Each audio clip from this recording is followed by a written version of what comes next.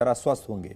और अब आपकी आजादी में सिर्फ 4 दिन बचे हैं, लेकिन ये आजादी आपको तभी मिलेगी जब आप पूरी ईमानदारी से नियमों का पालन करेंगे। इसलिए आज हम आजादी के साथ साथ ईमानदारी पर भी आपके साथ बात करेंगे, क्योंकि आप लोग ईमानदारी को बहुत हल्के में लेते हैं। कल ही हम आपसे मृत्यु के बारे में बात कर रहे थे और आज एक बड़े कलाकार की मृत्यु का समाचार आ गया। इरफान खान की मृत्यु की खबर सुनकर मन में सबसे पहला सवाल यही आता है कि ये उनकी नियति थी या फिर उनके शरीर में आया एक टेक्निकल ग्लिच था, यानी जन्म के साथ ही उनकी मृत्यु का दिन तय हो गया था, या फिर एक बीमारी ने उनका सफर अचानक से रोक दिया और वो जहां पर पहुंचे हैं वो अपनी मेहनत से पहुंचे थे, यानी उन्होंने अपनी किस्मत खुद लिखी थी या फिर किस्मत ने उन्हें सब कुछ दिया था। ये एक ही सवाल के 2 अलग अलग पहलू हैं। फिलहाल इस सवाल का जवाब देना मुश्किल है, लेकिन इरफान खान जाते जाते अमर होने का एक फॉर्मूला हम सबको जरूर दे गए हैं, और यह फॉर्मूला है मौलिकता और ईमानदारी। मौलिकता के सामने मृत्यु का कद भी छोटा हो जाता है। इरफान खान ने जीवन भर ईमानदारी और नैतिकता से काम किया, और इसके लिए वो किसी के सर्विलांस में नहीं थे, ना ही उनके ऊपर किसी ने सीसीटीवी कैमरे लगा कर रखे थे ये देखने के लिए कि वो दिन में कितने घंटे काम करते हैं, कब आते हैं, कब जाते हैं। वो सिर्फ अपनी ईमानदारी और परिश्रम के दम पर आगे बढ़ते रहे। इसलिए आज हम इरफान खान के जीवन और उनकी मृत्यु के जरिए अमर होने के इस फॉर्मूले का विश्लेषण करेंगे। और यह भी विडंबना देखिए कि जिस व्यक्ति को करोड़ों लोग दिल से चाहते हैं, आज उसकी अंतिम यात्रा में सिर्फ 12 लोग उनके साथ थे। मृत्यु सिर्फ किसी मनुष्य का शरीर छीनती है, लेकिन बेईमानी आत्मा की मृत्यु का कारण बनती है। कोरोना वायरस की वजह से पूरी दुनिया के काम करने का तरीका बदल रहा है। सोशल डिस्टेंसिंग की वजह से लोग घरों से काम कर रहे हैं, वर्क फ्रॉम होम कर रहे हैं। जो छात्र हैं वो घर पर ही क्लासेस ले रहे हैं, ऑनलाइन परीक्षाएं दे रहे हैं। शादियां अब ऑनलाइन होने लगी हैं, यहां तक कि अब लोग प्रार्थनाएं भी मंदिर, मस्जिद, चर्च, गुरुद्वारे में जाकर नहीं बल्कि अपने घरों में ही कर रहे हैं।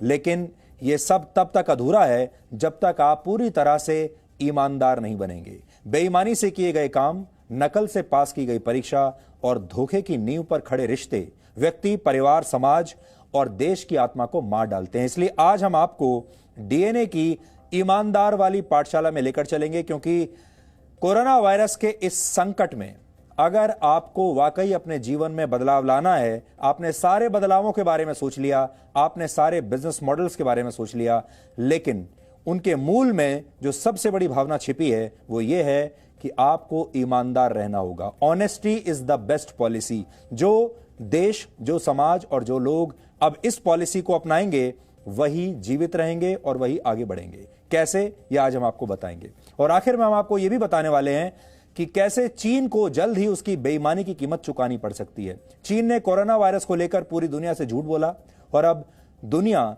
चीन को सबक सिखाना चाहती है। अब खबर यह आई है कि करीब 1000 अंतर्राष्ट्रीय कंपनियां चीन छोड़ने की योजना पर काम कर रही हैं। वो चीन से बाहर जाना चाहते हैं और भारत इन कंपनियों का नया ठिकाना बन सकता है। यानी भारत के लिए ये एक बहुत बड़ा मौका है। ये कंपनियां भारत की अर्थव्यवस्था का रुख पलट कर रख सकती हैं। ये आज आपको देखना चाहिए। लेकिन सबसे पहले आज की तमाम बड़ी खबरें नॉन स्टॉप न्यूज में। केंद्र सरकार ने लॉकडाउन के 36 दिनों बाद शर्तों के साथ सबसे बड़ी छूट दे दी है। गृह मंत्रालय ने राज्यों को गाइडलाइन जारी करते हुए कहा है कि फंसे हुए मजदूर, पर्यटक, श्रद्धालु और छात्रों को अपने घर वापस भेजा जा सकता है। फंसे हुए लोगों की वापसी के लिए राज्यों को नोडल एजेंसी बनानी होगी और इन लोगों का रजिस्ट्रेशन करना होगा। फंसे हुए लोगों को स्क्रीनिंग करनी होगी और जिन लोगों में कोरोना के लक्षण नहीं है उनकी वापसी की जा सकती है। घर वापसी के लिए इस्तेमाल की जाने वाली बसों को सैनिटाइज करना होगा। वापसी के बाद लोगों की फिर से जांच करनी होगी और इन्हें होम क्वारंटाइन करना होगा। विशेष करके जो प्रवासी मजदूर और कोटा या अन्य जो छात्र छात्राएं दूसरे राज्यों में फंसे हुए हैं उनके लिए एक सुखद संवाद है। ये लगातार गृह मंत्रालय और प्रधानमंत्री जी के निर्देश पर फीडबैक लिया जा रहा था। सरकार के फैसले पर कांग्रेस ने कहा है कि पार्टी ये मांग पहले ही कर रही थी। मैंने पहले ही प्रधानमंत्री जी को एक प्रस्ताव दिया था, एक प्रपोजल दिया था कि मुफ्त में इन लोग को अपना घर पहुंचा देना चाहिए, फ्री ऑफ कॉस्ट इन लोगों को घर पहुंचा देना चाहिए। इस बीच तेलंगाना के संगारेड्डी जिले में करीब 1000 मजदूरों ने घर वापसी के लिए प्रदर्शन किया और पुलिस पर पत्थरबाजी की। राजस्थान के नागौर में भी मजदूरों ने अपने घर वापस जाने की मांग को लेकर प्रोटेस्ट किया।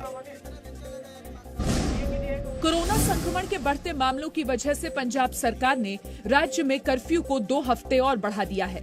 पंजाब में अब 17 मई तक कर्फ्यू लागू रहेगा।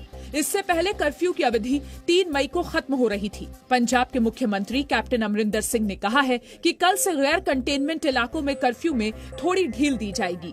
अमरिंदर सिंह ने यह भी निर्देश दिया कि बाहर से पंजाब आने वाले लोगों को 21 दिन क्वारंटीन में रहना होगा। पंजाब में कोरोना संक्रमित मरीजों की संख्या 322 है। राज्य में अब तक कोरोना से 19 लोगों की मौत हो चुकी है।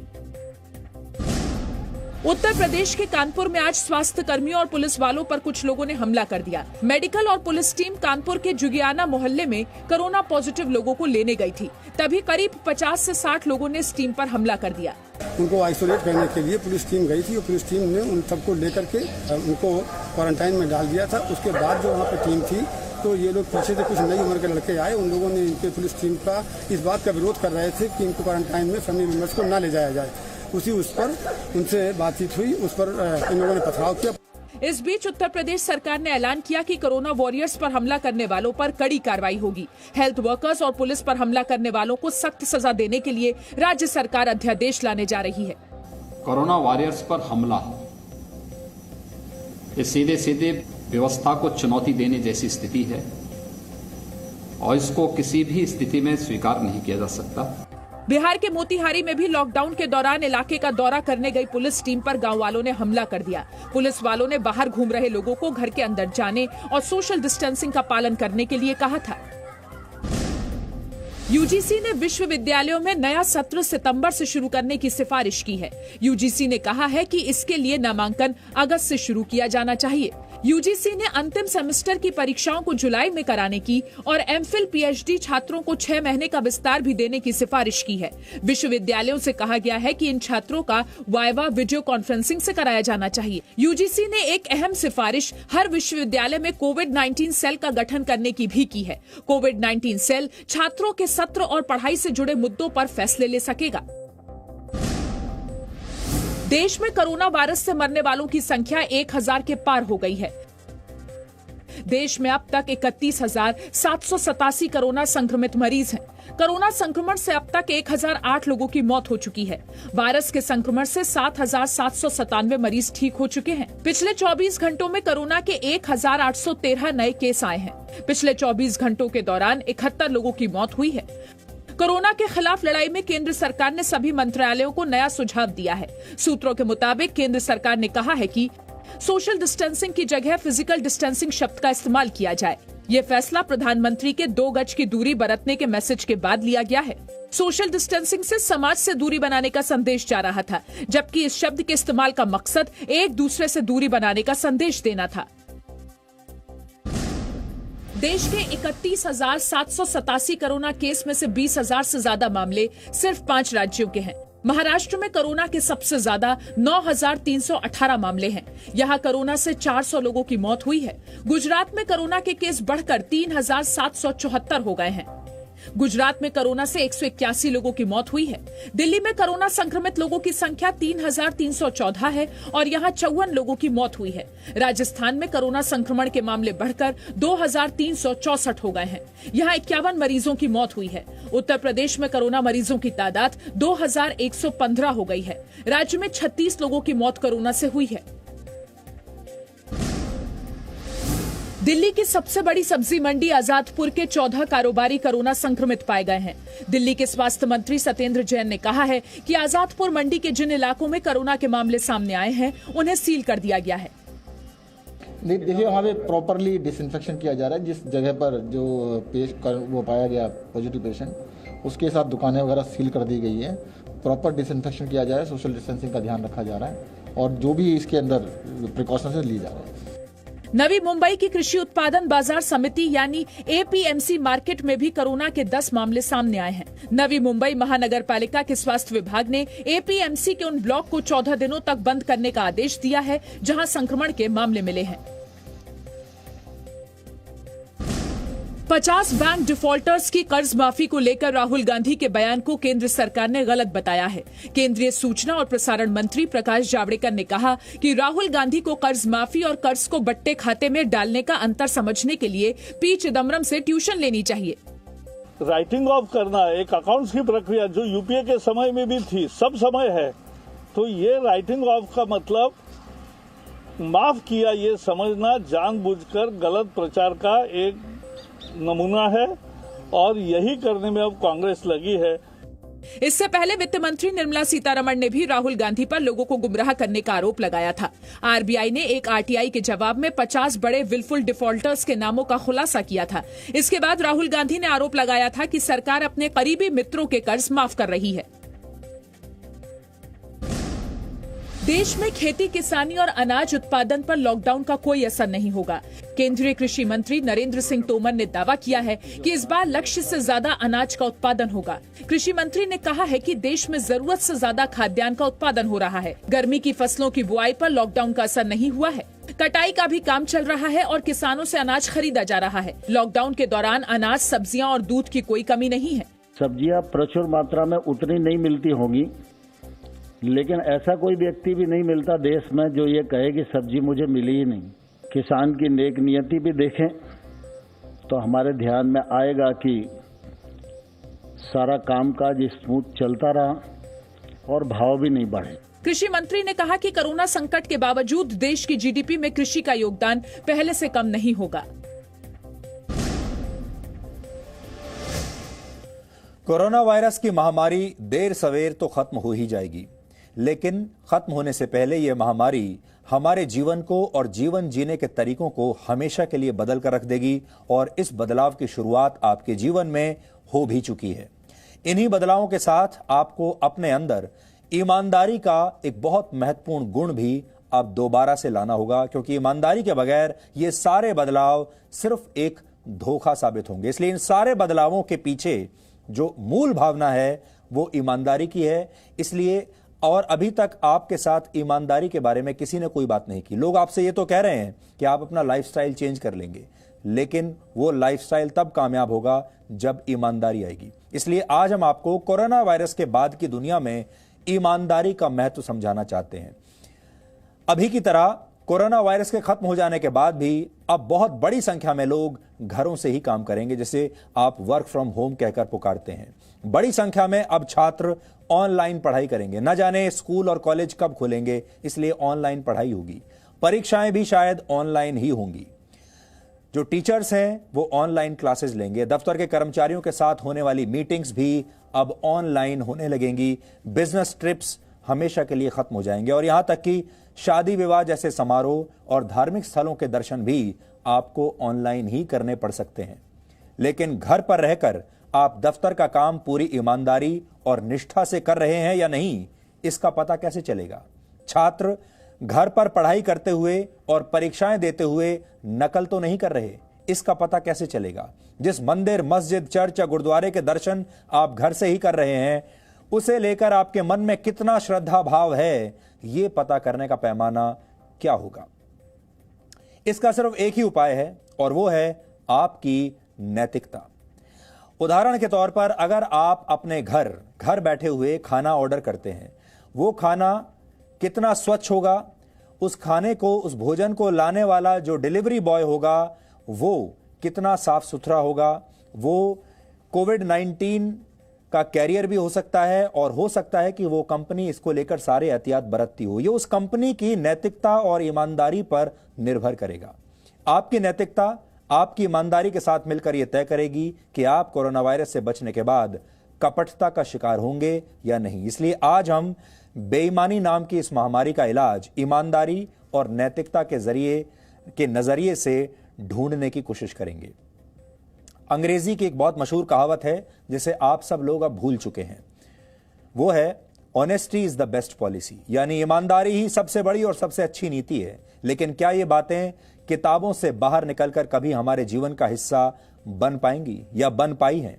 आज आप इंश्योरेंस पॉलिसी के बारे में बात करते हैं, economic policy, education policy, health policy, foreign policy जैसी बड़ी बड़ी बातें होती हैं। लेकिन ऑनेस्टी की पॉलिसी को हमने सिर्फ किताबों में बंद करके छोड़ दिया है। कभी कभार इम्तिहान में इसका इस्तेमाल हो जाता है। इसे आपको कुछ उदाहरणों और आंकड़ों की मदद से आज हम समझाने की कोशिश करते हैं। वर्ष 2015 में अर्न्स्ट एंड यंग द्वारा किए गए एक सर्वे में भारत की हर 5 में से 3 कंपनियों ने यह माना था कि वो अपनी वित्तीय जानकारियों को गलत तरीके से पेश करती हैं, यानी धोखेबाजी करती हैं। 60% कंपनियों ने अकाउंट्स में की गई इस गड़बड़ी को सही माना, जबकि इन कंपनियों के 66% अधिकारियों ने, कर्मचारियों ने माना कि उनकी कंपनियां नैतिकता और ईमानदारी का पालन नहीं करती।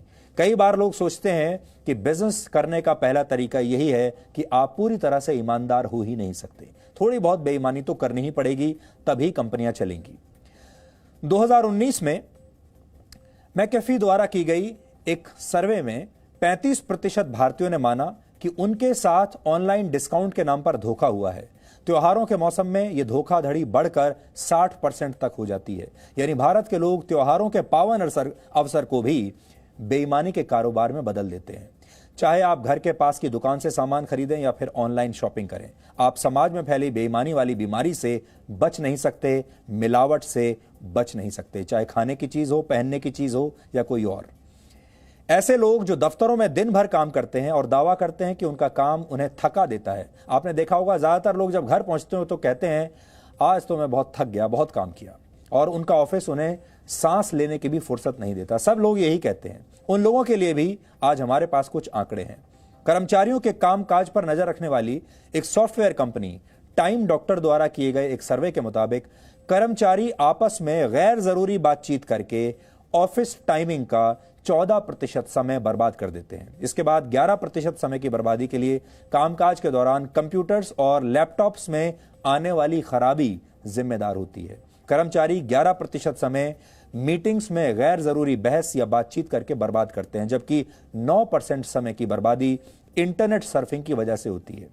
अब मान लीजिए कि कोई कर्मचारी 9 घंटे की शिफ्ट करता है अपनी नौकरी में और वो इन सभी तरीकों से समय की बर्बादी भी करता है, तो वो बहुत मुश्किल से दिन भर में सिर्फ कुछ घंटे ही ईमानदारी से काम कर पाता होगा, क्योंकि इसमें वो चाय पीने के लिए भी जाता है, इस दौरान 9 घंटे की शिफ्ट में वो लंच ब्रेक भी लेता है, और इसके अलावा जो हमने बाकी सारी बातें आपको बताई वो भी होती हैं। तो काम कितने घंटे होता होगा, आप इसका अंदाजा लगा सकते हैं। Team lease world of work report के मुताबिक ऑफिस में काम करते हुए ज्यादातर कर्मचारी अपना 32% समय यानी करीब 2.5 घंटे एक दिन में सोशल मीडिया पर बिताते हैं, और इससे प्रोडक्टिविटी में 13% की कमी आती है। इससे ज्यादा भी हो सकती है। हाल ही में किए गए एक सर्वे के मुताबिक भारत के आईटी सेक्टर में काम करने वाले 99.8% कर्मचारी घर से काम करने के लायक ही नहीं है, यानी आईटी सेक्टर में सिर्फ 0.2% कर्मचारी ऐसे हैं जो वर्क फ्रॉम होम करते हुए भी अच्छा प्रदर्शन करते हैं। इस सर्वे के मुताबिक 95% कर्मचारी कुछ नया सीखना और समझना चाहते ही नहीं है। वो ना तो कुछ नया सीखते हैं, ना कुछ नया समझना चाहते हैं, जबकि 71% कर्मचारियों के पास ना तो कोई योजना है और ना ही उन्हें यह पता है कि वो ऑफिस से दूर रहकर भी ईमानदारी से अपना काम कैसे करेंगे। यह स्थिति तब है जब भारत में सिर्फ आईटी सेक्टर में ही करीब 50 लाख लोग काम करते हैं और भारत की जीडीपी में इसकी हिस्सेदारी 8% है। अब आप अंदाजा लगा सकते हैं कि बाकी क्षेत्रों का क्या हाल होगा। एक ईमानदार छात्र ही आगे चलकर ईमानदार व्यापारी बनता है, उद्योगपति बनता है, नेता बनता है या फिर कर्मचारी बनता है। लेकिन भारत में शिक्षा के क्षेत्र में भी ईमानदारी की बातें सिर्फ किताबों में हैं। वर्ष 2017 में केसलर इंटरनेशनल नामक संस्था द्वारा किए गए एक सर्वे में 86% छात्रों ने माना था कि उन्होंने अपने स्कूल में किसी न किसी तरीके से नकल की है। 54% छात्रों ने नकल को जायज ठहराया था। नकल करने वाले 97% छात्रों ने माना था कि वो कभी नकल करते हुए पकड़े ही नहीं गए, यानी नकल तो सब करते हैं, पकड़े बहुत थोड़े लोग जाते हैं, और हम समझते हैं कि जो पकड़ा गया उसी ने नकल की है। 76% छात्रों ने किसी दूसरे छात्र के असाइनमेंट का एक एक शब्द कॉपी करने की बात मानी है। 79% छात्रों ने माना है कि उन्होंने अपने असाइनमेंट को इंटरनेट पर मिली जानकारियों को कॉपी पेस्ट करके पूरा किया है, खुद समझकर नहीं किया। 28% छात्रों ने यह भी दावा किया कि ऑनलाइन क्लासेस लेते हुए उन्होंने अपनी जगह किसी और को बैठा दिया। 72% छात्रों ने माना कि उन्होंने परीक्षाओं में चीटिंग करने के लिए मोबाइल फोन, टैब्स या लैपटॉप्स का इस्तेमाल किया है। इस सर्वे में शामिल सिर्फ 12% छात्र ऐसे थे जिन्हें नकल करना अनैतिक लगता है, गलत लगता है, सिर्फ 12%। अब आप सोचिए, सिर्फ 12% ईमानदार छात्रों के दम पर नैतिक रूप से सुदृढ़ एक राष्ट्र का निर्माण कैसे किया जा सकता है। और जब इन सब लोगों को आप घर से काम करने की छूट देंगे, ऑनलाइन परीक्षाएं देने की छूट देंगे, ऑनलाइन क्लासेस में बैठने की छूट देंगे, तो ये लोग कितनी ईमानदारी और कितनी निष्ठा के साथ अपना काम करेंगे। तो ऐसे में भारत का क्या होगा। आपने कई बार देश के अलग अलग राज्यों से आई वो तस्वीरें देखी होंगी जिनमें छात्र बड़े पैमाने पर नकल करते हैं। कई जगहों पर तो बाकायदा दीवारों पर चढ़कर खिड़कियों से छात्रों को नकल की पर्चियां पकड़ाई जाती हैं। ये तस्वीरें आप देख लीजिए, ऐसी तस्वीरें आप हर साल देखते हैं। ये परीक्षाओं के दौरान की तस्वीरें हैं। लेकिन नकल वाली ये अनैतिकता सिर्फ उन छात्रों में ही नहीं है जो परीक्षा केंद्रों पर जाकर परीक्षा देते हैं। जो छात्र भविष्य में ऑनलाइन क्लासेस भी लेंगे और ऑनलाइन परीक्षाएं भी देंगे, वो भी नकल के नए नए तरीकों का सहारा ले सकते हैं और लेंगे भी। इसलिए सिर्फ सवालों का सही सही जवाब देना ही परीक्षा नहीं होता, बल्कि बिना नकल किए ऐसा करना असली परीक्षा होती है। इसलिए कोविड-19 के बाद जो नया दौर शुरू होगा, उसमें हमें यह समझना होगा कि हम अपनी परीक्षाओं को लेकर, अपनी सीखने की इच्छा को लेकर, अपने काम करने की इच्छा को लेकर कितने गंभीर हैं और कितने ईमानदार हैं। क्या हम वाकई काम करना चाहते हैं? क्या हम वाकई पढ़ाई करना चाहते हैं? क्या हम वाकई परीक्षा इसलिए दे रहे हैं ताकि हम अपने आप को टेस्ट कर सकें? सिर्फ दफ्तरों और स्कूल कॉलेजेस में ही नहीं, बल्कि ये बेईमानी हमारे रिश्तों में भी आ गई है।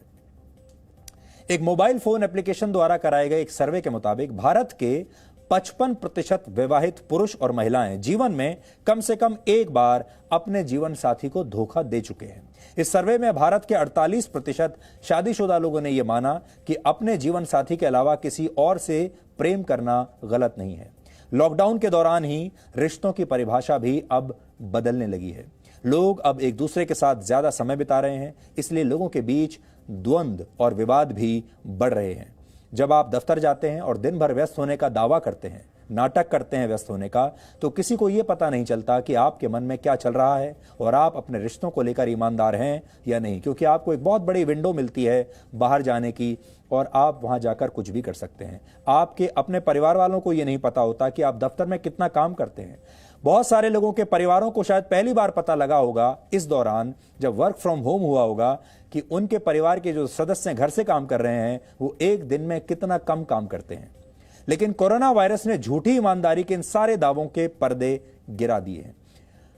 अब लोग एक छत के नीचे रहते हुए भी एक दूसरे को धोखा देने लगे हैं और ये धोखे रिश्तों में भी दिए जा रहे हैं। इसलिए हम ये कह रहे हैं आज कि चाहे लगन और मेहनत के साथ पढ़ाई करनी हो, चाहे एक कर्मचारी के तौर पर निष्ठा से अपना काम करना हो, या फिर बिना बेईमानी किए रिश्तों को निभाना हो, ये सब तभी संभव है जब आप ईमानदारी के फॉर्मूले का इस्तेमाल करेंगे। अब अगर आगे जीवन में आपको दोबारा लॉकडाउन में जाना पड़े या हो सकता है लॉकडाउन ही आपके जीवन का हिस्सा बन जाए, तो ये सारी धोखाधड़ी अब नहीं चलेगी। अब आपको ईमानदार होना ही पड़ेगा। कोरोना वायरस से लड़ने का फॉर्मूला तो प्रयोगशालाओं में बनाया जा सकता है, इसकी वैक्सीन एक न एक दिन आ ही जाएगी, लेकिन ईमानदारी का फॉर्मूला सिर्फ नैतिकता की प्रयोगशाला में ही तैयार हो सकता है। नैतिकता और ईमानदारी कपट और बेईमानी को हराने वाला रामबाण इलाज है। उदाहरण के लिए, कोरोना वायरस के बाद आपकी ईमानदारी सिर्फ आपको नहीं बल्कि आपके पूरे समाज को बचाने की कुंजी बन जाएगी। ये कोरोना वायरस का जो संकट आया है, इसका इलाज ही ईमानदारी पर आधारित है। जो ईमानदार नहीं है वो ना खुद बचेगा और ना ही अपने समाज को, अपने परिवार को बचा पाएगा। अगर आप अपनी बीमारी के लक्षण छिपाएंगे, अपनी ट्रैवल हिस्ट्री को लेकर झूठ बोलेंगे, तो यह पूरे समाज और पूरे देश के खिलाफ की गई सबसे बड़ी बेईमानी होगी। और अगर आप ईमानदार बनेंगे तो आप सिर्फ अपने परिवार के लिए नहीं बल्कि पूरे समाज के लिए कुछ कर पाएंगे। अगर आप ईमानदारी से क्वारंटीन में रहेंगे, ईमानदारी से सोशल डिस्टेंसिंग का पालन करेंगे, तो आप अपने अलावा बाकियों की जान भी बचा पाएंगे और इसी ईमानदारी के बल पर आप कोरोना वायरस को हरा सकते हैं। इसलिए यहां भी ईमानदारी की जरूरत है।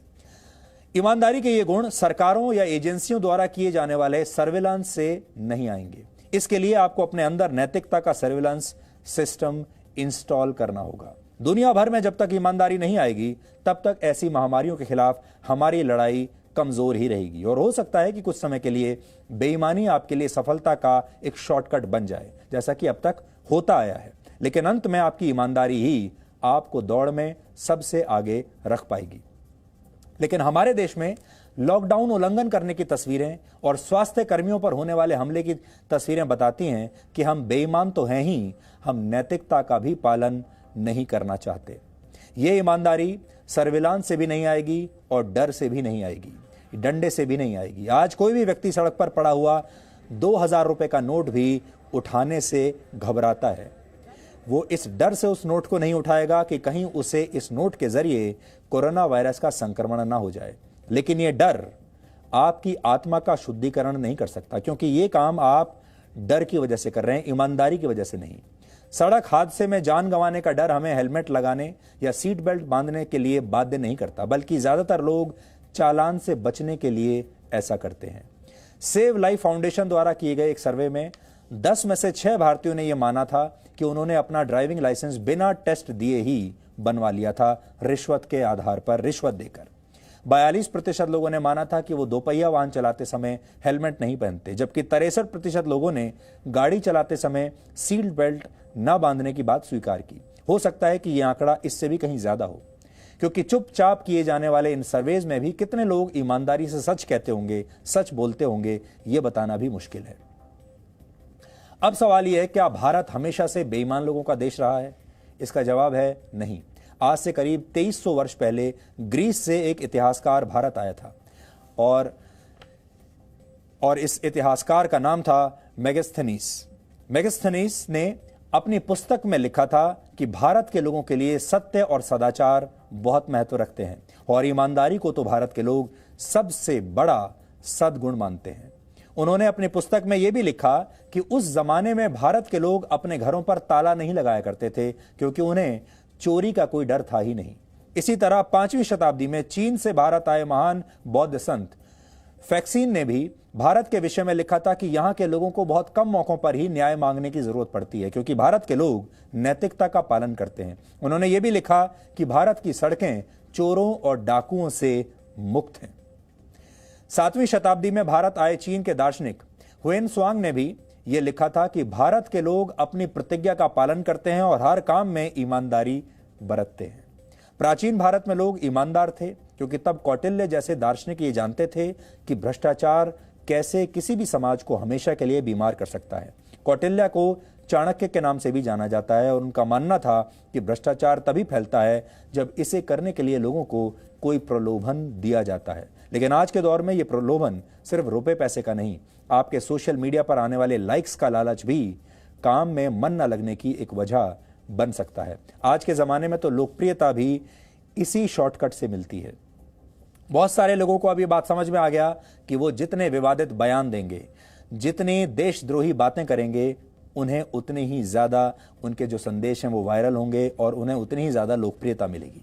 और इस बेईमानी के पीछे एक वजह भारत के समाजवाद को भी माना जाता है। आजादी के बाद भारत ने सोशलिज्म यानी समाजवाद को अपनाया। इसका मकसद गरीबों और कमजोर लोगों का उत्थान करना था।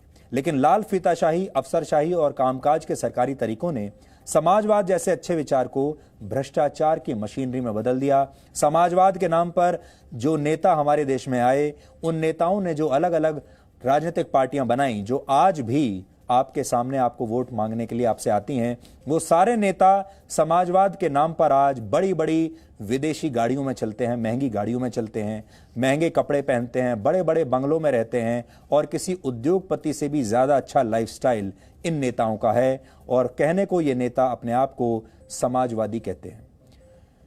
आपको याद रखना है कि कोरोना वायरस के बाद भी एक युग परिवर्तन होगा। जैसे आज हम इतिहास का वर्णन ईसा के जन्म से पहले और ईसा के जन्म के बाद घटी घटनाओं के आधार पर करते हैं, उसी प्रकार आने वाले समय में हम बीसी यानी बिफोर कोरोना और एसी यानी आफ्टर कोरोना जैसे शब्दों का इस्तेमाल हो सकता है आगे चलकर करें, जिनके जरिए हमें पता चलेगा कि कोरोना से पहले का समाज और कोरोना के बाद का समाज कैसा था। लेकिन एक बात तो तय है कि, और वो ये कि अगर कोरोना वायरस के बाद आपने बेईमानी को अपनाया तो आप शायद मरेंगे तो नहीं, लेकिन आपकी वजह से एक समाज और उसका आप पर विश्वास जरूर मर जाएगा। लेकिन अगर आप ईमानदारी के रास्ते पर चलेंगे तो आपकी मौजूदगी शाश्वत हो जाएगी। इसलिए जितने भी आपके लाइफस्टाइल में चेंजेस आने वाले हैं, चाहे आप वर्क फ्रॉम होम की बात कर लें, ऑनलाइन क्लासेस की बात कर लें, फ्री होम डिलीवरी की बात कर लें, सबके पीछे एक ही भाव छुपा है और वो है ईमानदारी। अगर इस पूरी चेन में ईमानदारी नहीं आई तो फिर इस देश का पूरा की पूरा कामकाज ठप हो जाएगा, रिश्ते टूट जाएंगे और बिजनेस मॉडल्स भी चलेंगे नहीं। अगर आपको ये लगता है कि आप घर पर रहकर वर्क फ्रॉम होम को छुट्टी की तरह इस्तेमाल कर लेंगे तो आप समझ लीजिए ना तो आपका कुछ होने वाला है और आपकी कंपनी भी नुकसान में ही जाएगी। आपको याद होगा कल ही हमने जीवन और मृत्यु की बात आपके साथ की थी और आज हमें एक बार फिर इस चर्चा को छेड़ना होगा। आज हिंदी फिल्मों के मशहूर अभिनेता इरफान खान की 53 वर्ष की उम्र में मौत हो गई, लेकिन आज हम ये समझने की कोशिश करेंगे कि उनकी मृत्यु आखिर क्या है। ये नियति है या फिर उनके शरीर में आया एक टेक्निकल ग्लिच है। क्या इरफान के जन्म के साथ ही उनकी मृत्यु की तारीख तय हो गई थी या फिर एक बीमारी ने उनके सफर को समय से पहले रोक दिया। इरफान खान के शरीर में आए इस टेक्निकल ग्लिच यानी बीमारी का नाम था एंडोक्राइन ट्यूमर। ये एक बहुत ही दुर्लभ बीमारी होती है और आप सोचिए इरफान का दुर्भाग्य 1 लाख लोगों में किसी एक को यह बीमारी होने का खतरा होता है। 1 लाख लोगों में एक व्यक्ति को, यानी इस बीमारी से मरने के लिए भी आपको बहुत ही ज्यादा दुर्भाग्यशाली होना पड़ेगा। इरफान भाग्यशाली रहे क्योंकि उन्होंने करोड़ों लोगों का प्यार जीता, उन्होंने इतना शानदार काम किया, पूरी दुनिया में आज उनके बारे में बात हो रही है। ये उनकी पूंजी है, ये उन्होंने कमाया है। लेकिन दुर्भाग्य देखिए, ऐसा ही व्यक्ति मौत से हार गया क्योंकि उसे ऐसी बीमारी हुई जो 1 लाख लोगों में सिर्फ एक को होती है। इसे आप क्या कहेंगे? नियति कहेंगे, किस्मत कहेंगे, या फिर आप ये समझेंगे कि ये कोई लॉटरी की टिकट की तरह था और उनके शरीर में ये एक टेक्निकल ग्लिच आ गया जो किसी भी इंजन में आ सकता है। आप इरफान खान के जीवन को जब करीब से देखेंगे तो समझेंगे कि उन्होंने अपनी किस्मत खुद लिखी थी। ऐसे लोग कभी मरते नहीं, ऐसे लोग हमेशा जीवित रहते हैं। उन्हें उनका शानदार काम अमर बना देता है। कल हमने आपसे अमरता का जिक्र किया था कि अमर कैसे हो सकते हैं। विज्ञान की प्रयोगशालाओं में इंसान कब अमर होगा यह तो कहा नहीं जा सकता, लेकिन जीवन की प्रयोगशाला में अमर होने का एक तरीका हमें इरफान आज सिखा कर गए हैं और वो तरीका है कि आप जीवन को एक रंगमंच बना लें और रंगमंच को जीवन की तरह स्वीकार कर लें। आध्यात्मिक गुरु ओशो ने एक बार कहा था कि किसी व्यक्ति को अपना जीवन ऐसे जीना चाहिए जैसे वो अभिनय कर रहा हो और एक अभिनेता को अभिनय ऐसे करना चाहिए जैसे वो जीवन जी रहा हो। इरफान खान ठीक ऐसा ही करके हमारे बीच से गए हैं। वो अभिनय की बारीकियां तो जानते थे, लेकिन जीवन के महत्वपूर्ण पहलुओं पर भी उनकी अच्छी पकड़ थी। आज इरफान की मृत्यु ने हमारा ध्यान एक और सत्य की तरफ खींचा है और वो सत्य यह है कि कोरोना वायरस की महामारी के बाद कुछ भी पहले जैसा नहीं रहेगा। ना तो जन्म पहले की तरह होंगे और ना ही मृत्यु पहले की तरह होगी। मृत्यु की प्रथाएं भी बदल जाएंगी, जन्म की प्रथाएं भी हमेशा के लिए बदल जाएंगी। आज इरफान खान के अंतिम संस्कार में सिर्फ 12 लोग शामिल हुए। 12 लोग। कहा जाता है आपने अपने जीवन में क्या कमाया है, आपकी पूंजी, असली पूंजी क्या है, इसका पता आपके अंतिम संस्कार, आपके जनाजे या फिर आपकी अंतिम यात्रा के दौरान लोगों की संख्या देखकर पता चलता है। जितने ज्यादा लोग आपकी अंतिम यात्रा में आएंगे उससे ऐसा लगता है कि जीवन में आपने उतना ही ज्यादा कमाया। यही असली कमाई है। लेकिन अभिनय की असीम पूंजी हासिल करने वाले इरफान खान के जनाजे में सिर्फ 12 लोग ही आज आ पाए। लाखों लोगों ने, करोड़ों लोगों ने उन्हें सोशल मीडिया पर श्रद्धांजलि दी। सोशल मीडिया पर इरफान खान को श्रद्धांजलि देने वालों में देश के राष्ट्रपति और प्रधानमंत्री से लेकर करोड़ों आम लोग तक शामिल थे। हमारे देश में बहुत सारे क्या ज्यादातर लोग हमारे देश में ऐसे थे जिन्होंने इरफान खान से कभी भी निजी रूप से मुलाकात नहीं की। उन्हें सिर्फ बड़े पर्दे पर देखा है, सिर्फ उनकी फिल्मों को देखा है, उनके काम को देखा है। लेकिन आज ये सारे लोग इस तरह उदास थे जैसे उनके बीच में उनके परिवार का कोई सदस्य चला गया हो। इरफान खान आज दिन भर सोशल मीडिया पर ट्रेंड कर रहे थे और अब भी ट्रेंड कर रहे हैं, लेकिन उनकी अंतिम यात्रा में कोई भीड़ नहीं थी। यह एक बहुत बड़ा बदलाव है। यह अजीब विडंबना है कि सिर्फ 4 दिन पहले ही उनकी मां का भी देहांत हो गया था और वो लॉकडाउन की वजह से अपनी मां के अंतिम संस्कार में भी शामिल नहीं हो पाए थे। उन्होंने मोबाइल फोन पर ही अपनी मां का अंतिम संस्कार होते हुए देखा था। मृत्यु से पहले इरफान खान के आखिरी शब्द जो थे वो थे, अम्मी मुझे लेने आ गई हैं। यानी यही उनकी रियल लाइफ का आखिरी डायलॉग था और यकीन मानिए इससे शानदार, इससे बड़ा डायलॉग हो नहीं सकता। शायद ये उनके जीवन का सबसे सशक्त डायलॉग था, जब उन्हें अपने आखिरी क्षणों में यह लगा कि उनकी अम्मी उन्हें लेने आ गई हैं। इस डायलॉग में, इस तथ्य में, इन शब्दों में बहुत कुछ छिपा हुआ है। मृत्यु उम्र नहीं देखती, मृत्यु के सामने कोई छोटा या बड़ा नहीं होता। मृत्यु के लिए सभी धर्मों और जातियों में पैदा हुए लोग एक समान होते हैं। इसलिए कहते हैं कि मृत्यु धर्मनिरपेक्ष होती है। मृत्यु सबके साथ समान भाव से एक जैसा बर्ताव करती है। मृत्यु कभी देर से नहीं आती, मृत्यु हमेशा समय पर पहुंचती है। और मृत्यु गरीब अमीर जाति पाति का भेदभाव भी नहीं करती। जन्म जब होता है, जीवन हमेशा भेदभाव करता है, क्योंकि जीवन जब आपके पास आता है तो जीवन आपको जाति में बांटता है, धर्म में बांटता है, अमीर गरीब में बांटता है। लेकिन मृत्यु आपके साथ कभी बेईमानी नहीं करती। मृत्यु को अब मां को अपने पुत्र से अलग कर सकती है, तो एक पुत्र को भी मां के जाने का सदमा दे सकती है।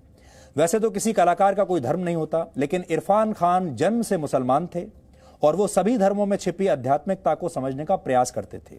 इरफान खान कहते थे, आप अपनी आत्मा को सिर्फ अपने कर्म से ही निखार सकते हैं, यानी जो काम आप कर रहे हैं उसके प्रति बरती गई ईमानदारी ही आपको असली मोक्ष दिला सकती है। इरफान खान मौलिक अभिनेता थे, यानी उन्होंने कभी किसी की नकल नहीं की। यानी आपकी मौलिकता भी आपको अमर बना सकती है, और मौलिकता के साथ जीवन जीने वाले का मृत्यु भी कुछ बिगाड़ नहीं सकती। इसलिए अगर आपको इरफान खान से कुछ सीखना है तो ये सीखिए कि मौलिकता से काम करना चाहिए और ईमानदारी से काम करना चाहिए। आज हमने इरफान खान की जीवन यात्रा का एक छोटा सा विश्लेषण तैयार किया है। आप ये विश्लेषण देखिए और सोचिए कि आप जीते जी मृत्यु पर विजय कैसे हासिल कर सकते हैं। और साथ ही जो जी परिवार है, जी टीवी का जो परिवार है, जी न्यूज़ का जो परिवार है, हमें और भी ज़्यादा दुख है इस बात का, क्योंकि इरफान खान का जी टीवी के साथ भी एक लंबा जुड़ाव रहा है। और आपको याद होगा, वर्षों पहले जी टीवी पर एक सीरियल आया करता था, बनेगी अपनी बात। उस सीरियल में इरफान खान जो हैं वो अभिनय किया करते थे। बहुत सारे लोगों को पता नहीं होगा, यहाँ तक कि जी न्यूज़ पर जब हमने कुछ डॉक्यूमेंट्रीज बनाई, उनमें भी इरफान एंकरिंग के लिए आया करते थे। वो सारी क्लिप्स आज हमने अपनी लाइब्रेरी से निकाली हैं और आपके लिए आज हम वो पेश कर रहे हैं, और यही हमारी इरफान को दी गई श्रद्धांजलि है।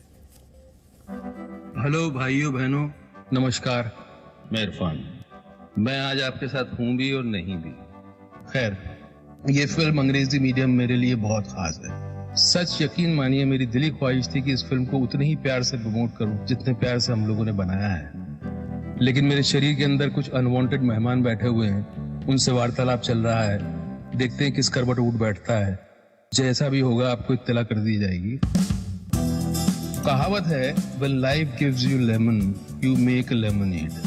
बोलने में अच्छा लगता है, पर सच में जब जिंदगी आपके हाथ में नींबू थमाती है ना, तो शिकंजी बनाना बहुत मुश्किल हो जाता है। लेकिन आपके पास और चॉइस भी क्या है पॉजिटिव रहने के अलावा। इन हालात में नींबू की शिकंजी बना पाते हैं कि नहीं बना पाते हैं, ये आप पर है।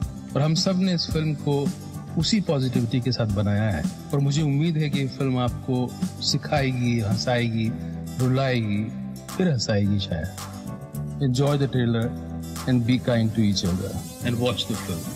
And yes, wait for me. अपनी आखिरी फिल्म के प्रचार के लिए ये बातें, किसे पता था कि इरफान खान का अपने चाहने वालों के लिए ये आखिरी संदेश बन जाएगा। लेकिन ये सिर्फ संदेश नहीं, एक दर्शन था उस व्यक्ति का जो 2 साल से करीब खड़ी मौत से लड़ रहा था, और वो भी पूरी जिंदादिली से।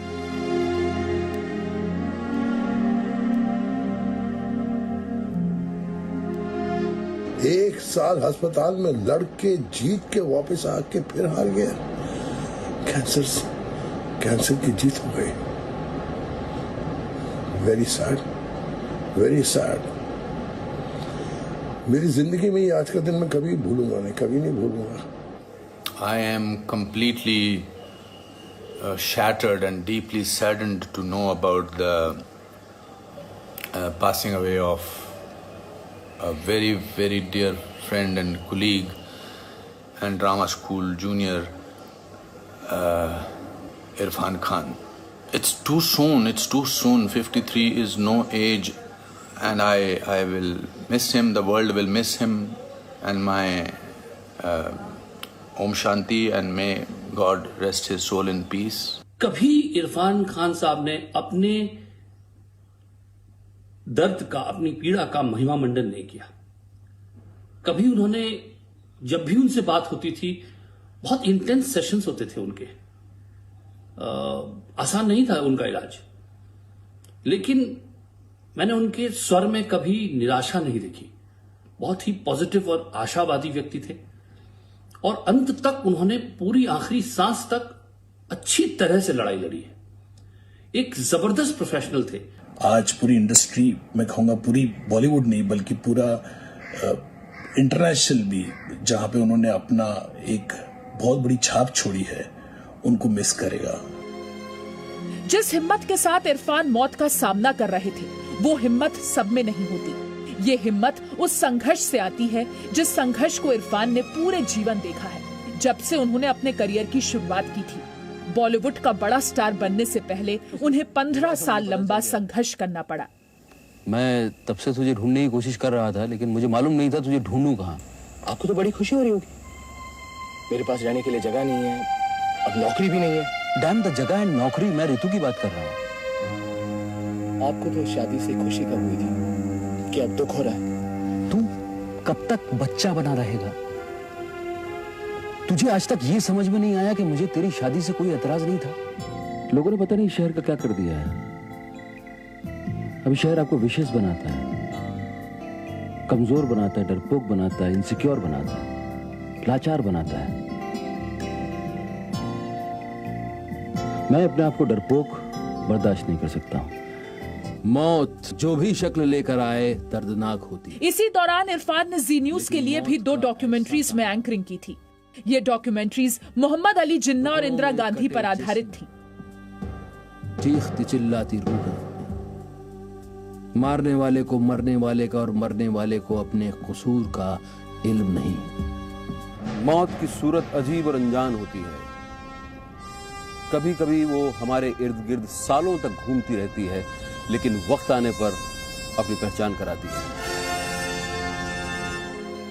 इरफान के परिवार का नाता राजस्थान के टोंक से है, लेकिन 1980 में उनका परिवार जयपुर आ गया। उनके पिता का टायर का बिजनेस था, लेकिन इरफान का मन एक्टिंग में लगा था और उन्होंने दिल्ली आकर नेशनल स्कूल ऑफ ड्रामा में एडमिशन ले लिया। उनके शिक्षक और उनके दोस्तों के पास इरफान की अनगिनत यादें हैं। एक ऐसा छात्र था जो कि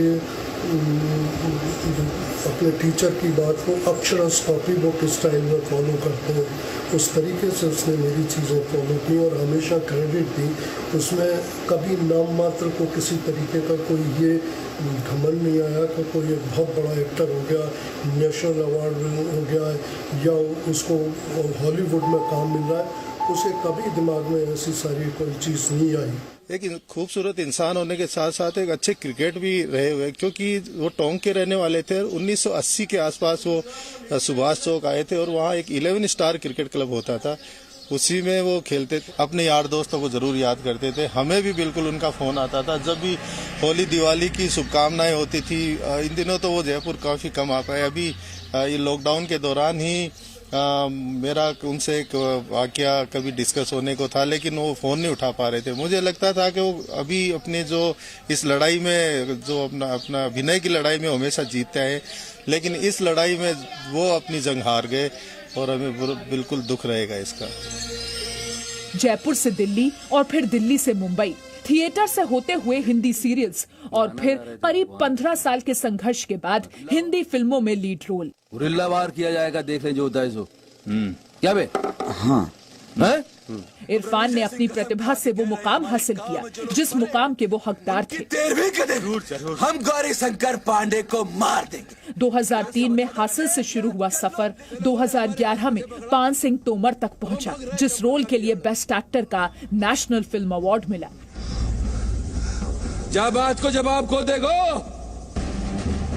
जब बात को जवाब को देगो। Oh, then he's going to die.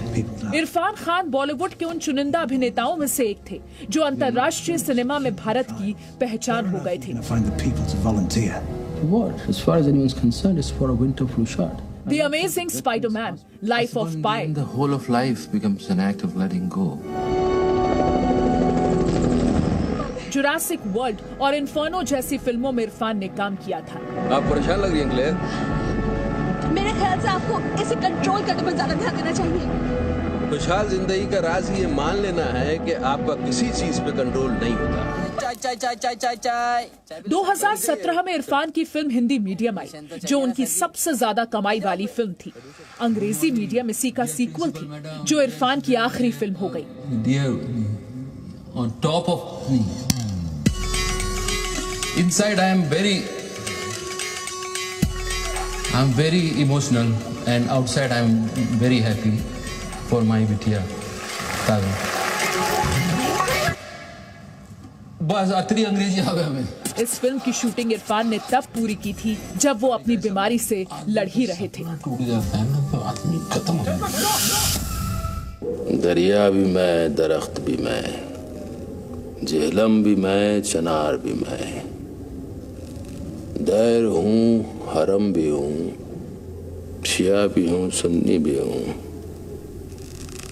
मैं हूँ पंडित, मैं था, मैं हूँ और मैं ही रहूंगा।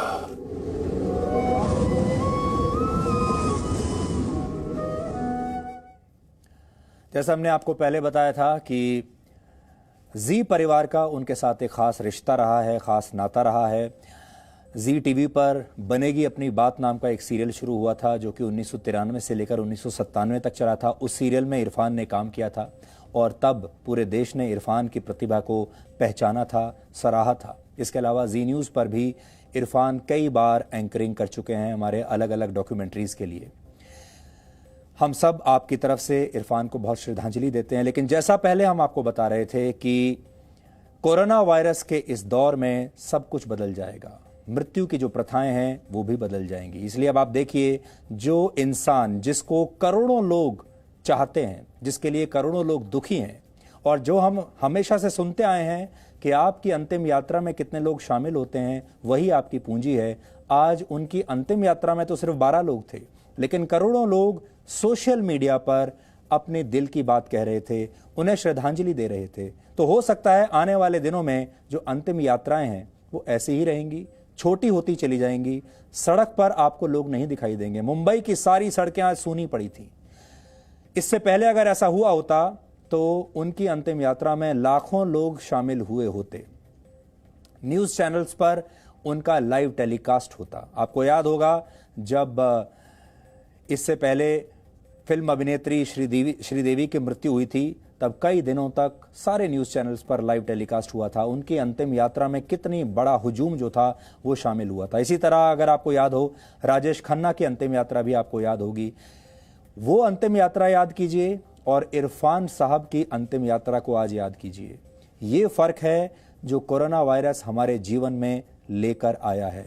और अब आने वाले समय में सब कुछ ऑनलाइन हो जाएगा। ये शोक सभाएं भी ऑनलाइन हो जाएंगी, ये अंतिम यात्राएं भी ऑनलाइन हो जाएंगी, और ये श्रद्धांजलियां भी, सब कुछ ऑनलाइन हो जाएंगी। ये एक बहुत बड़ा बदलाव है जो आपके और हमारे जीवन में आ रहा है। इससे पहले हम सिर्फ कल्पना करते थे कि शायद एक दिन ऐसा हो जाएगा, लेकिन आज आप अपनी आंखों से देख लीजिए, आज ऐसा हो चुका है। और इस नए बदलाव के लिए अब आप तैयार हो जाइए। इरफान के व्यक्तित्व से जुड़ी एक और अहम बात है, और वो ये कि वो बहुत खुले विचारों के थे। कट्टरपंथियों को वो बड़े नापसंद थे और रूढ़िवादी सोच से हटने की बातें वो हमेशा करते थे। इसीलिए कट्टरवादी लोग उन्हें नापसंद किया करते थे। यहां तक कि उन्होंने कई बार ऐसे रोल करने से भी इनकार कर दिया था जिसमें उन्हें लगता था कि वो रोल उनकी छवि को कट्टरवादी या एक धार्मिक व्यक्ति के तौर पर पेश करता है। इरफान का पूरा नाम साहबजादे इरफान अली खान था, लेकिन उन्होंने शुरुआत में ही अपने नाम से साहिबजादा शब्द हटा लिया था और सिर्फ इरफान खान लिखते थे। लेकिन बाद में उन्होंने अपने नाम से खान सरनेम को भी हटा दिया था और अपना नाम सिर्फ इरफान लिखते थे। इरफान ने कुछ वर्ष पहले मुस्लिम कट्टरपंथियों को नाराज कर दिया था जब उन्होंने बकरीद पर जानवरों की कुर्बानी की प्रथा पर सवाल उठाए थे। इरफान पूर्ण शाकाहारी थे, पूरी तरह से वेजिटेरियन थे, मांसाहार मांसाहारी भोजन नहीं खाते थे। इस पर उनके पिता यहां तक कहते थे कि पठान परिवार में एक ब्राह्मण का जन्म हो गया है। इरफान को श्रद्धांजलि दे रहे करोड़ों लोगों ने इरफान को किसी मुस्लिम की तरह नहीं बल्कि एक कलाकार के तौर पर देखा। देखिए, यह भी एक बहुत बड़ी बात है। इरफान एक मुसलमान थे और आज कल चारों तरफ चर्चा होती है कि हमारा देश हिंदू और मुसलमानों के बीच बट गया है। मुसलमानों को बहुत ही असुरक्षा की भावना आजकल हो रही है। कलाकार न हिंदू होता है न मुसलमान होता है। आज इरफान खान के निधन की खबर आने पर उन्हें याद करते हुए ट्विटर पर एक या दो नहीं बल्कि टॉप 20 जो हैशटैग थे, पहले 20 हैशटैग्स में से 14 हैशटैग सिर्फ इरफान के लिए थे। यह कितनी बड़ी श्रद्धांजलि है किसी के लिए भी। तो उनके जनाजे में तो लाखों लोग शामिल नहीं हो पाए, लेकिन वो सारे लाखों लोग यहां आ गए। ट्विटर पर भारत के सभी टॉप 10 ट्रेंड्स में इरफान को याद किया जा रहा था और इसके जरिए दिन में 81,000 से भी ज्यादा ट्वीट्स आज किए गए। अब इस संख्या को अगर आप अंतिम संस्कार में शामिल होने वाले लोगों की तरह ही देख लें तो ऐसी शानदार अंतिम विदाई बहुत ही कम लोगों को मिलती है। यह हमारी धर्मनिरपेक्षता का बहुत बड़ा सबूत है, जिसमें इरफान को इरफान की तरह ही देखा जाए। वरना एक जमाना था जब हिंदी फिल्म इंडस्ट्री में सफल होने के लिए मोहम्मद यूसुफ खान को दिलीप कुमार नाम रखना पड़ा था। हामिद अली खान अजीत बन गए थे। मुमताज जहां मधुबाला के नाम से जानी जाती थी, महजबीन बानो को मीना कुमारी का नाम रखना पड़ा था।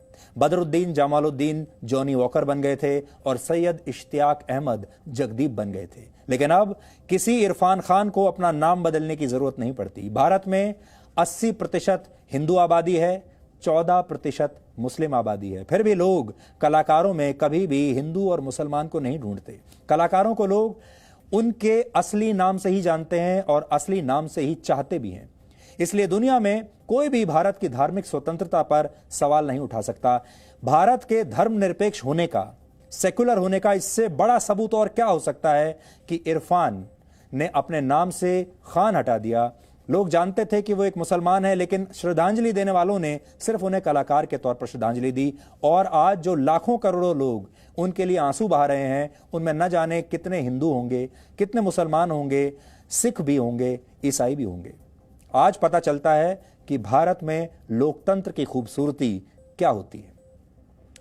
लेकिन United states commission on international religious freedom ने भारत की धार्मिक स्वतंत्रता पर सवाल उठाए हैं और इस मामले में भारत की तुलना चीन, पाकिस्तान, सऊदी अरब और उत्तर कोरिया जैसे देशों से की है। लेकिन हम इस रिपोर्ट की यहां चर्चा नहीं करेंगे, क्योंकि इस रिपोर्ट पर चर्चा करने की जरूरत ही नहीं है। इस रिपोर्ट को हम कोई महत्व भी नहीं देना चाहते, क्योंकि ऐसी रिपोर्ट उन बुद्धिजीवियों से बात करके तैयार कर ली जाती है जो धर्म के आधार पर अपना एजेंडा चलाते हैं। वैसे भी अमेरिका का दर्जा अब उतना शक्तिशाली नहीं रहा कि उसकी संस्थाओं द्वारा कही गई हर बात को गंभीरता से लिया जाए। हालांकि हमारे देश में कुछ लोग आज भी पश्चिमी देशों के मोहजाल में फंसे हुए हैं और पश्चिमी देशों में वहां कही गई बातें भारत के कई लोगों को आज भी बहुत प्रभावित करती हैं। आपने देखा होगा, अंग्रेज तो यहां से चले गए, लेकिन आज भी हम पश्चिमी देशों की मानसिक गुलामी कर रहे हैं। आज पश्चिमी देश अगर हमारी तारीफ करते हैं तो हम कितने खुश हो जाते हैं कि देखिए इतने बड़े देश ने हमारी तारीफ की। और पश्चिमी देशों से ही हम सर्टिफिकेट लेना चाहते हैं, और जब पश्चिमी देश हमारा आकलन करते हैं, हमारी आलोचना करते हैं, तो वो भी हमें बड़ा बुरा लगता है। लेकिन इन देशों की संस्थाएं चाहे हमारी तारीफ करें या हमारी आलोचना, इससे कोई फर्क नहीं पड़ना चाहिए। हम ऐसी संस्थाओं की रिपोर्ट्स को कोई खास महत्व बिल्कुल नहीं देना चाहते। यहां पर हम 3 मिनट का एक छोटा सा ब्रेक ले रहे हैं। ब्रेक के बाद हम अमेरिका को उसी की भाषा में जवाब देंगे। अमेरिका में अश्वेतों के खिलाफ होने वाली हिंसा और एशियाई लोगों के साथ होने वाले भेदभाव के सबूत आज हम दुनिया के सामने पेश करेंगे।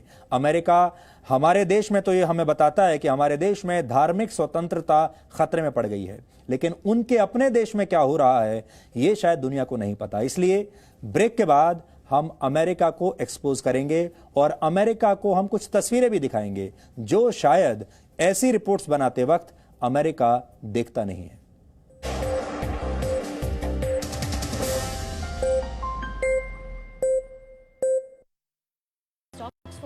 और शहरों में और ज्यादा डरना चाहते हैं। He believes the world is one. Today, the world's most populous beacon farm in the America's national carrier. He rules India's prime time. नमस्कार, मैं हूं सुधीर चौधरी और डीएनए में आपका स्वागत है। Sudhir Chaudhary is the sum and substance of Indian media.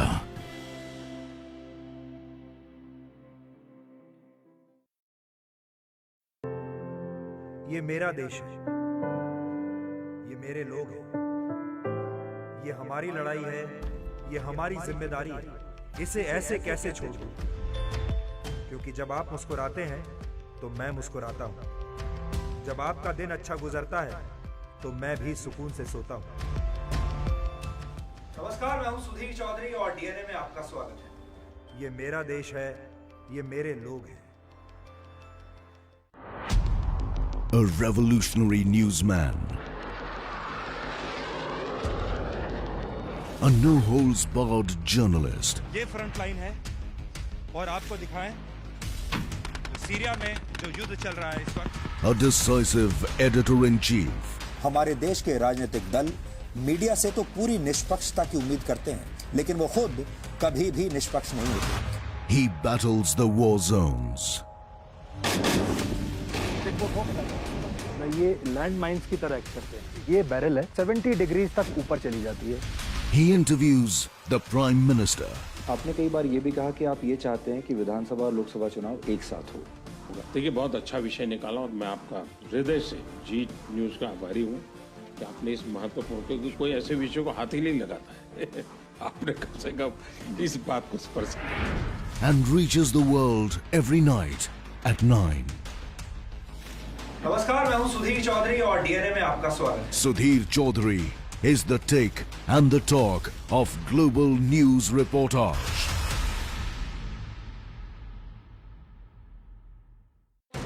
He takes India to the world. He is the face of a mission. Kashmir एक ऐसा विषय है जिसके बारे में अक्सर बिना जाने बिना समझे दिल्ली में बैठे पत्रकार रिपोर्टिंग करते रहते हैं और आपको कभी असली स्थिति का अंदाजा नहीं होता। इसलिए आज हमने ये तय किया कि हम श्रीनगर आएंगे, जम्मू कश्मीर आएंगे और आपको बताएंगे कि यहाँ के हालात क्या हैं, ग्राउंड जीरो पर यहाँ के हालात क्या हैं। न्यूज में देख रहे हैं आजकल आता रहता है कश्मीर के बारे में। इतनी सेफ जगह है, इतने अच्छे रोड, इतना क्लीन। आप दिल्ली से यहाँ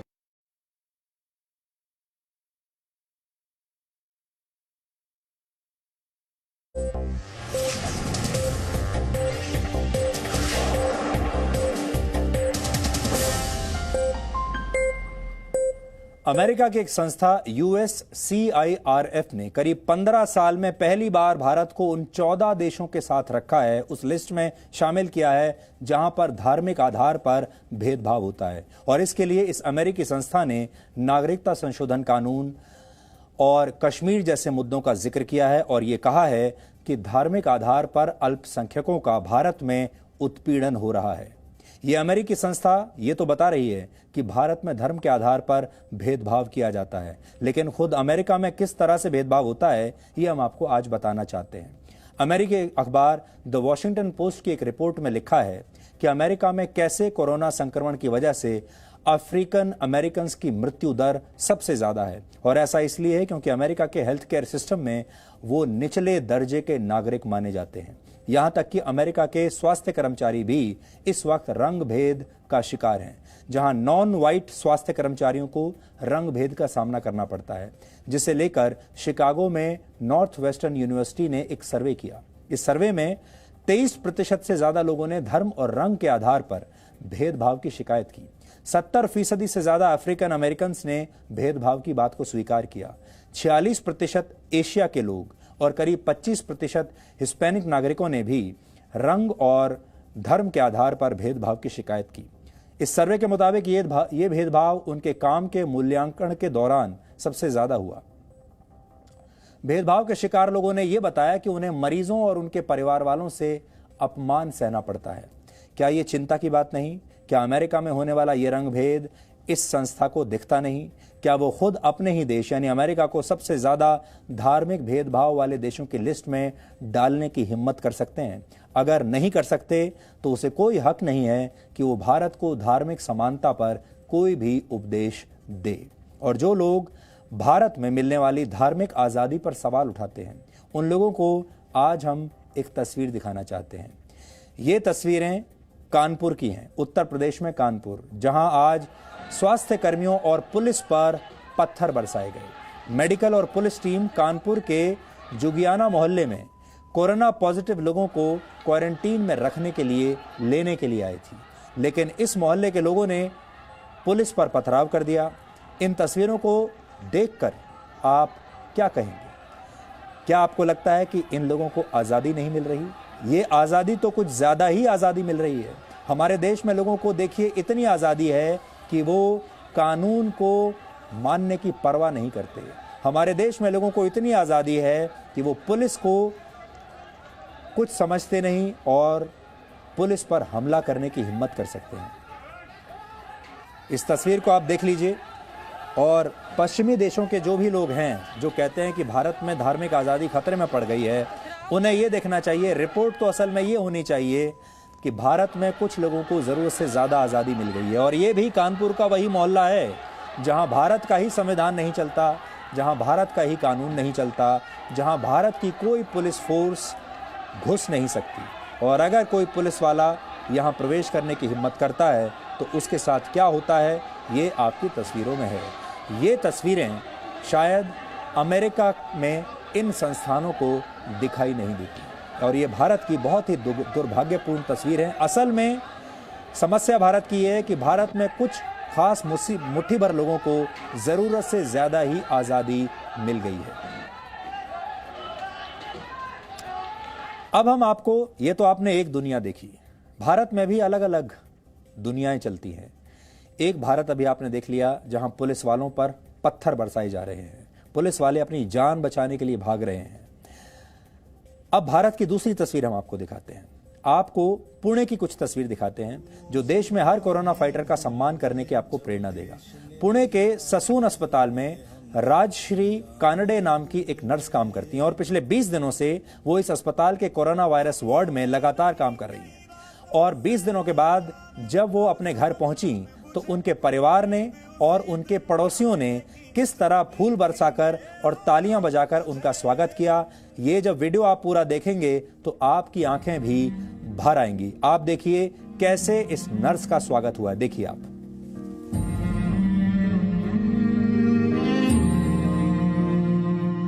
तेरी मिट्टी में मिल जावा, गुल बन के मैं खिल जावा, इतनी सी है दिल की आरज़ू। तेरी नदियों में बह जावा, तेरे खेतों में लहरावा, इतनी सी है दिल की आरज़ू।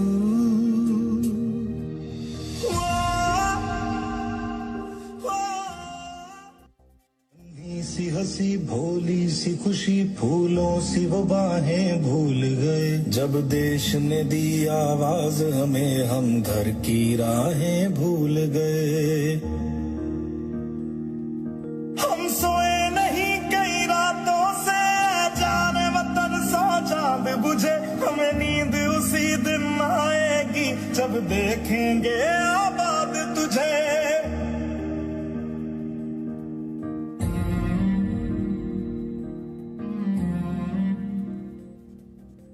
आज दिल्ली पुलिस के जवान और अधिकारियों ने all India institute of medical sciences यानी एम्स की परिक्रमा करके डॉक्टरों का भी आभार जताया। सायरन बजाते हुए परिक्रमा करने वाली इस टीम के लोग मोटरसाइकिलों पर सवार थे और बाद में पुलिस के जवानों ने डॉक्टरों से मुलाकात की और इस समय उनकी सेवा के लिए उन्हें शुक्रिया कहा।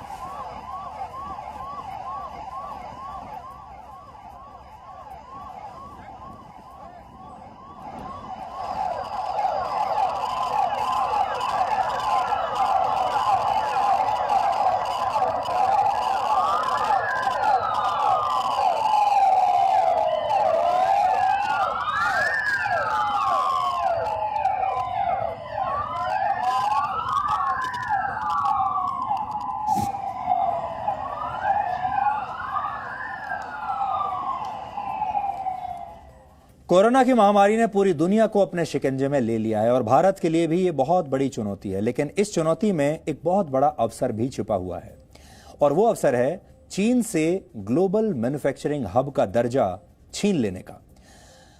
जानकार मानते हैं कि अब कोरोना महामारी नियंत्रण में जब आ जाएगी तो भारतीय अर्थव्यवस्था के लिए कई अवसर इसके साथ ही आएंगे, क्योंकि जो अंतर्राष्ट्रीय कंपनियां इस वक्त चीन में हैं उनके बीच एग्जिट चाइना मंत्र यानी चीन से निकलने की सोच मजबूत होती जा रही है। जापान, अमेरिका और दक्षिण कोरिया जैसे कई देश जो चीन पर ज्यादा निर्भर हैं वो चीन से बाहर निकलना चाहते हैं और भारत की तरफ रुख कर रहे हैं।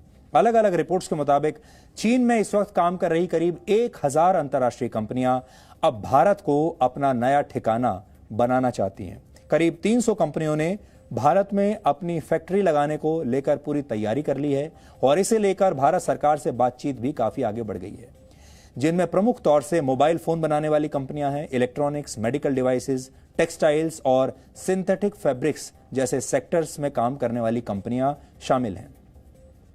चीन ने अपना व्यापार समेटकर भारत में प्लांट लगाने की इच्छुक इन कंपनियों की सूची में कई बड़े नाम भी शामिल हैं।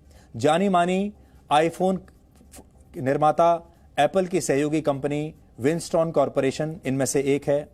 इसी तरह आईफोन्स को असेंबल करने वाली ताइवान की कंपनी पेगाट्रॉन इनमें शामिल है और भी बहुत सारी कंपनियां ऐसी हैं जो चीन को छोड़कर अब भारत में अपने प्लांट्स लगाना चाहती हैं और भारत से ही ऑपरेट करना चाहती हैं। इसलिए बहुत सारे लोग जो ये सोच रहे हैं कि भारत में आर्थिक मंदी आ जाएगी, दुनिया में आर्थिक मंदी आ जाएगी, आर्थिक मंदी तो आएगी लेकिन भारत जैसे देशों के लिए इसमें बहुत बड़े अवसर भी छिपे हुए हैं। चीन से भारत आने में सबसे ज्यादा उत्सुकता दक्षिण कोरिया की कंपनियां दिखा रही हैं, जिनकी तरफ से काफी ज्यादा आवेदन आए हैं। जापान ने तो अपनी कंपनियों को चीन से बाहर अन्य देशों में अपने प्लांट्स और फैक्ट्रियां लगाने के लिए $2 बिलियन यानी करीब 15,000 करोड़ रुपए की मदद देने का भी ऐलान किया है। लेकिन आखिर भारत में ऐसी क्या खास बात है जो ये सारी अंतर्राष्ट्रीय कंपनियां अपनी तरफ आकर्षित कर रहा है? इसकी एक बड़ी वजह क्या क्या है आपको बताते हैं। भारत सरकार ने इन कंपनियों की आय पर लगाए जाने वाले कॉर्पोरेट टैक्स की दर को सितंबर 2019 में 30% से घटाकर 25% कर दिया। साथ ही नई फैक्ट्रियां लगाने वालों के लिए भी कॉर्पोरेट टैक्स की दर घटाकर 15% तक कर दी गई, जो दक्षिण पूर्व एशिया में सबसे कम है। जाहिर तौर पर यह बात अंतर्राष्ट्रीय कंपनियों को भारत की तरफ आकर्षित कर रही है, लेकिन ये कंपनियां भारत के अलावा वियतनाम, मलेशिया, फिलीपींस और इंडोनेशिया जैसे देशों को भी एक विकल्प के तौर पर देख रही हैं और जिसे देखते हुए भारत सरकार लॉकडाउन समाप्त होने के बाद मेक इन इंडिया पॉलिसी में तेजी लाने पर विचार कर रही है। इंडस्ट्री सेक्टर से जुड़े संगठनों को अमेरिका और ब्रिटेन जैसे देशों की बड़ी कंपनियों से संपर्क करने के लिए कहा गया है, जो चीन से बाहर अन्य देशों में मैन्युफैक्चरिंग यूनिट्स लगाने के बारे में सोच रही हैं। ऐसी करीब 100 कंपनियों से बातचीत शुरू भी हो चुकी है। जानकार मानते हैं कि लॉकडाउन खत्म होने के बाद भारत दुनिया के नए मैन्युफैक्चरिंग हब के तौर पर उभर सकता है और यह चीन के लिए बहुत बड़ा झटका होगा, जो कोरोना संकट से घिरी दुनिया को एक बड़ी बिजनेस अपॉर्चुनिटी के तौर पर देख रहा है। कोरोना वायरस के संक्रमण के कारण हमारे जीवन में बहुत बदलाव आ चुके हैं। जीवन और मृत्यु की परंपराओं की तरह इस महामारी ने धर्म की परंपराओं को भी बदल दिया है और बदलाव की ऐसी ही तस्वीर आज केदारनाथ मंदिर में दिखी। सबसे पहले आपको दिखाते हैं आज वहां क्या हुआ। आज सुबह पूरे विधि विधान के साथ केदारनाथ मंदिर के कपाट यानी दरवाजे खोल दिए गए। लॉकडाउन के कारण प्रशासन ने इस पूजा में सिर्फ 16 लोगों को ही शामिल होने की अनुमति दी। इस मौके पर सबसे पहले प्रधानमंत्री नरेंद्र मोदी की ओर से मंदिर के पुजारी ने भगवान केदारनाथ का रुद्राभिषेक किया। आज की तस्वीरों में आप देख सकते हैं वहां अभी भी कई फीट ऊंची बर्फ जमी हुई है। ठंड के महीने में यह पूरा इलाका बर्फ से ढक जाता है, इसलिए केदारनाथ मंदिर के दरवाजे हर वर्ष नवंबर में बंद कर दिए जाते हैं और अप्रैल के महीने में इन्हें फिर से खोला जाता है।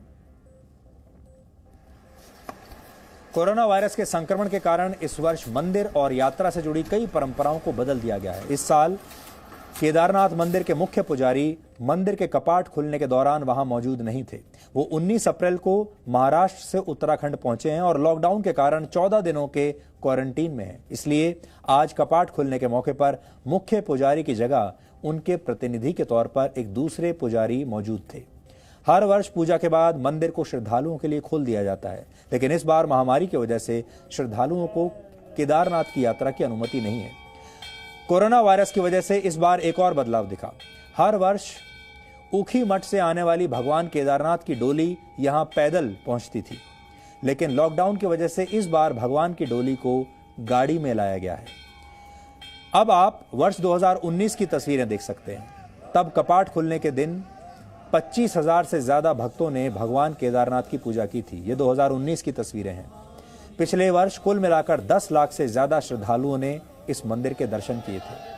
आज केदारनाथ मंदिर के अलावा गंगोत्री और यमुनोत्री के भी कपाट खुल गए।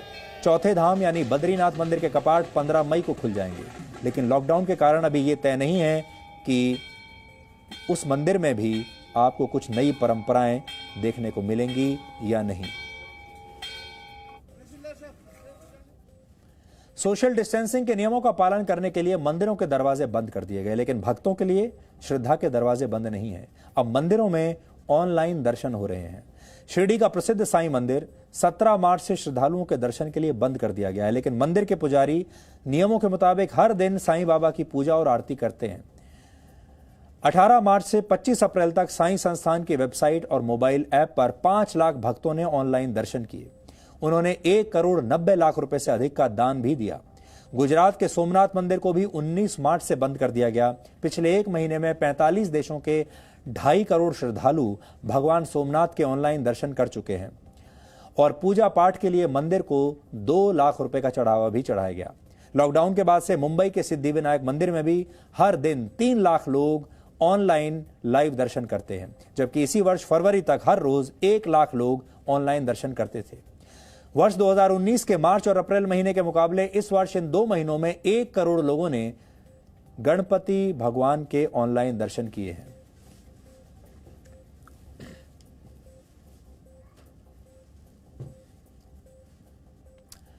जिस तरह आज पूरी दुनिया में कोरोना वायरस तेजी से फैल रहा है, उसी तरह करीब 100 वर्ष पहले भी दुनिया सबसे बड़ी महामारी यानी स्पेनिश फ्लू से संघर्ष कर रही थी। कोरोना संक्रमण के इस दौर में हमें इस 100 वर्ष पुरानी महामारी से मिले सबक अब याद रखने चाहिए।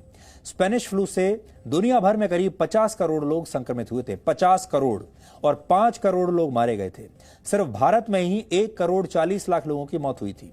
तब दुनिया में एंटीबायोटिक दवाएं नहीं थी और पेनिसिलिन की खोज वर्ष 1928 में जाकर हुई थी। उससे पहले पेनिसिलिन भी नहीं थी। वायरस की खोज ही 1930 के दशक के बाद हुई थी। इसके बावजूद दुनिया इस महामारी से लड़ी और उबर भी आई। कोरोना से जूझती दुनिया के मन में अब भी वही सवाल है जो 100 वर्ष पहले दुनिया की सबसे जानलेवा बीमारी के समय थे। ऐसे में कोरोना से जुड़े कुछ सवाल हैं जिनके जवाब हमें स्पेनिश फ्लू के इतिहास से मिल सकते हैं। पहला सवाल तो यह है कि क्या वाकई कोरोना महामारी एक बार खत्म होने के बाद दोबारा लौट कर आ सकती है?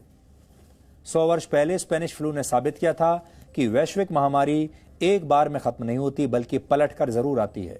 1918 की शुरुआत में स्पेनिश फ्लू का पहला दौर आया था। सितंबर तक जब ऐसा लगा कि प्रकोप खत्म होने को है, तब दूसरा और सबसे खतरनाक दौर शुरू हुआ। फिर एक बार फिर उम्मीद जगी कि फरवरी 2019 में इस महामारी की तीसरी लहर उठी। कुछ देशों में तो वर्ष 1920 में इस महामारी का चौथा दौर भी देखा गया। चीन सहित कई देशों में कोरोना महामारी के 2 से 3 दौर देखे जा चुके हैं। इसका मतलब ये जो महामारी आती हैं, ये इनकी सेकंड वेव भी आती है और थर्ड वेव भी आती है। कोरोना से जुड़ा एक सवाल यह भी है कि आखिर ये महामारी खत्म कैसे होगी?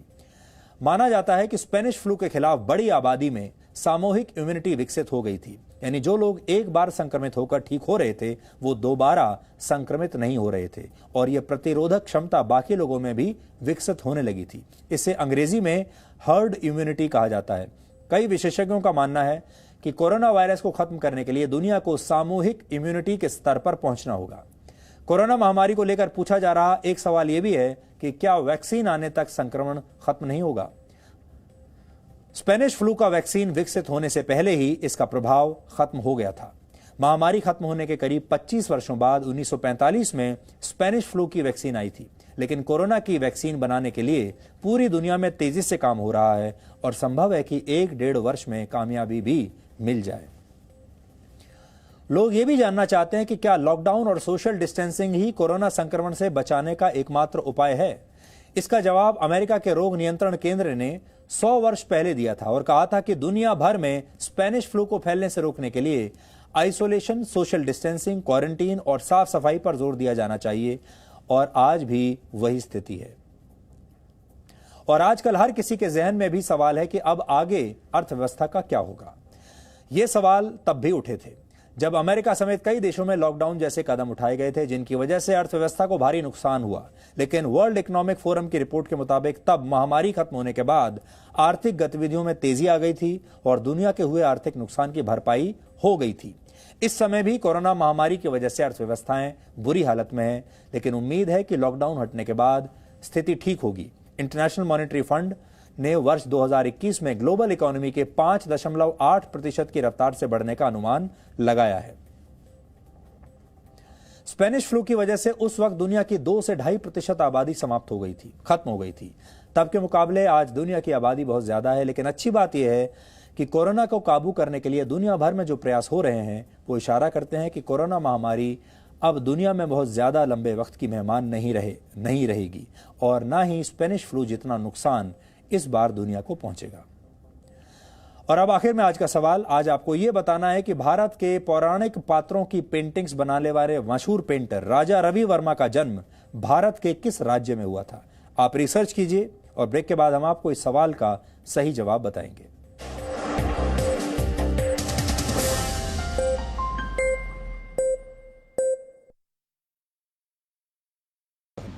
कभी आपको उसका बुरा लगता है? मैं इंसान हूं, दर्द मुझे भी होता है, लेकिन मेरी कुछ जिम्मेवारियां हैं, इसलिए उस दर्द को पी जाता हूं।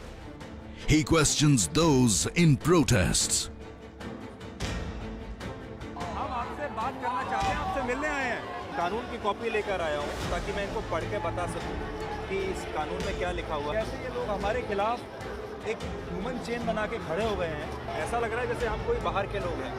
From global battlefields ये फ्रंट लाइन है और आपको दिखाएं सीरिया में जो युद्ध चल रहा है इस वक्त, to political war zones. देखो ये लैंड माइंस की तरह एक्ट करते हैं। ये बैरल है, 70 डिग्रीज तक ऊपर चली जाती है।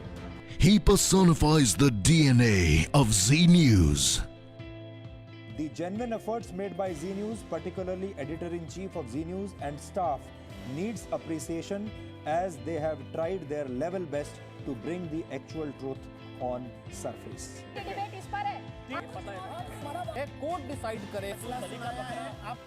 He believes in the business of profit. Stocks focus में बनते हैं और शेयरों में और ज्यादा डरना चाहते हैं। He believes the world is one. Today, the world's most populous beacon farm in the America's national carrier. This virus, remember, He rules India's prime time. नमस्कार, मैं हूं सुधीर चौधरी और डीएनए में आपका स्वागत है।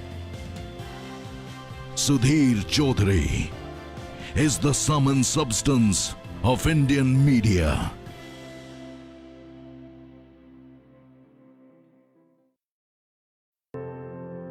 ये मेरा देश है, ये मेरे लोग हैं, ये हमारी लड़ाई है, ये हमारी जिम्मेदारी है। इसे ऐसे कैसे छोड़ दूं? क्योंकि जब आप मुस्कुराते हैं तो मैं मुस्कुराता हूं। जब आपका दिन अच्छा गुजरता है तो मैं भी सुकून से सोता हूं।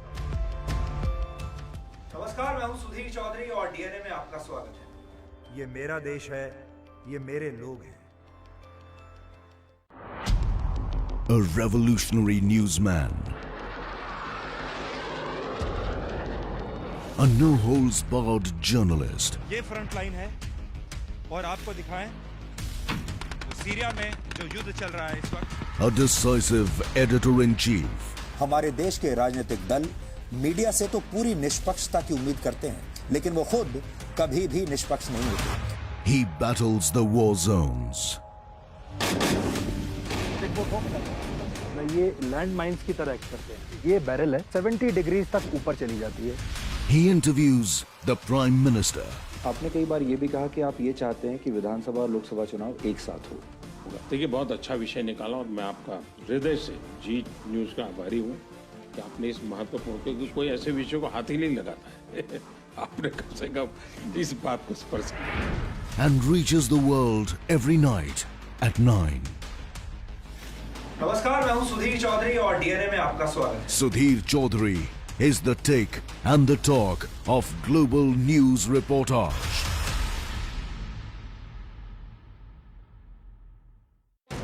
He takes India to the world. He is the face of a mission. Kashmir एक ऐसा विषय है जिसके बारे में अक्सर बिना जाने बिना समझे दिल्ली में बैठे पत्रकार रिपोर्टिंग करते रहते हैं और आपको कभी असली स्थिति का अंदाजा नहीं होता। इसलिए आज हमने ये तय किया कि हम श्रीनगर आएंगे, जम्मू कश्मीर आएंगे और आपको बताएंगे कि यहाँ के हालात क्या हैं, ग्राउंड जीरो पर यहाँ के हालात क्या है। न्यूज़ में देख रहे हैं आजकल आता रहता है कश्मीर के बारे में।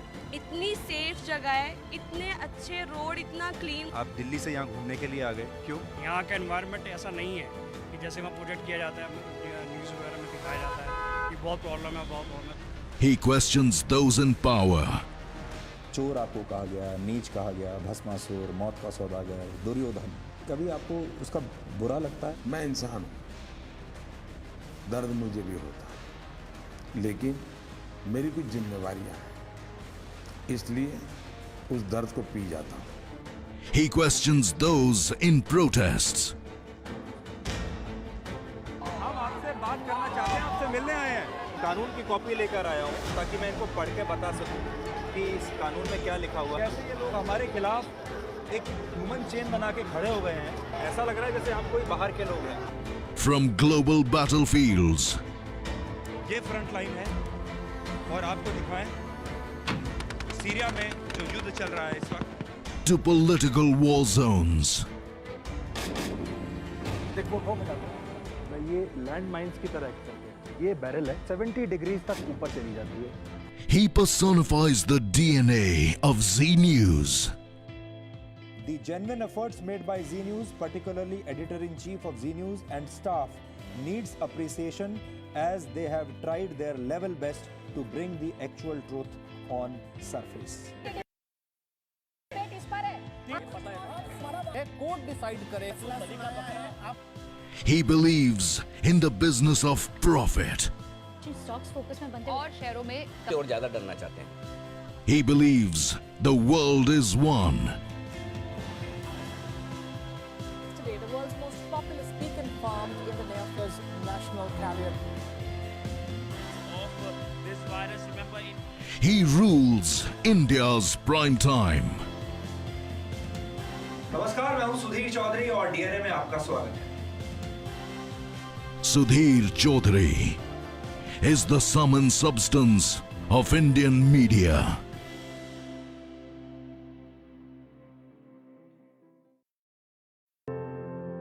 ये मेरा देश है, ये मेरे लोग हैं, ये हमारी लड़ाई है, ये हमारी जिम्मेदारी है। इसे ऐसे कैसे छोड़ दूं? क्योंकि जब आप मुस्कुराते हैं तो मैं मुस्कुराता हूं। जब आपका दिन अच्छा गुजरता है तो मैं भी सुकून से सोता हूं। नमस्कार, मैं हूं सुधीर चौधरी और डीएनए में आपका स्वागत है। ये मेरा देश है, ये मेरे लोग हैं। A revolutionary newsman. A no-holds-barred journalist. ये फ्रंट लाइन है और आपको दिखाएं सीरिया में जो युद्ध चल रहा है इस वक्त। A decisive editor-in-chief. हमारे देश के राजनीतिक दल मीडिया से तो पूरी निष्पक्षता की उम्मीद करते हैं, लेकिन वो खुद कभी भी निष्पक्ष नहीं होते। He battles the war zones. ये लैंड माइंस की तरह एक्ट करते हैं। ये बैरल है, 70 डिग्रीज तक ऊपर चली जाती है। He interviews the Prime Minister. आपने कई बार ये भी कहा कि आप ये चाहते हैं कि विधानसभा और लोकसभा चुनाव एक साथ हो। देखिए, बहुत अच्छा विषय निकाला और मैं आपका हृदय से जी न्यूज़ का आभारी हूँ कि आपने इस महत्वपूर्ण, क्योंकि कोई ऐसे विषय को हाथ ही नहीं लगाता है आपने कम से कम इस बात को स्पर्श किया। And reaches the world every night at 9. नमस्कार, मैं हूं सुधीर चौधरी और डीएनए में आपका स्वागत है। Sudhir Chaudhary is the take and the talk of Global News Reportage.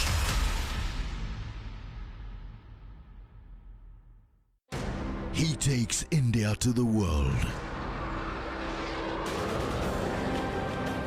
He is the face of a mission. Kashmir एक ऐसा विषय है जिसके बारे में अक्सर बिना जाने बिना समझे दिल्ली में बैठे पत्रकार रिपोर्टिंग करते रहते हैं और आपको कभी असली स्थिति का अंदाजा नहीं होता। इसलिए आज हमने ये तय किया कि हम श्रीनगर आएंगे, जम्मू कश्मीर आएंगे और आपको बताएंगे कि यहाँ के हालात क्या हैं, ग्राउंड जीरो पर यहाँ के हालात क्या हैं। न्यूज़ में देख रहे हैं आजकल आता रहता है कश्मीर के बारे में। इतनी सेफ जगह है, इतने अच्छे रोड, इतना क्लीन। आप दिल्ली से यहाँ घूमने के लिए आ गए, क्यों? यहाँ का एनवायरनमेंट ऐसा नहीं है कि जैसे वहाँ प्रोजेक्ट किया जाता है, न्यूज़ वगैरह में दिखाया जाता है कि बहुत प्रॉब्लम है, बहुत प्रॉब्लम है। He questions those in power.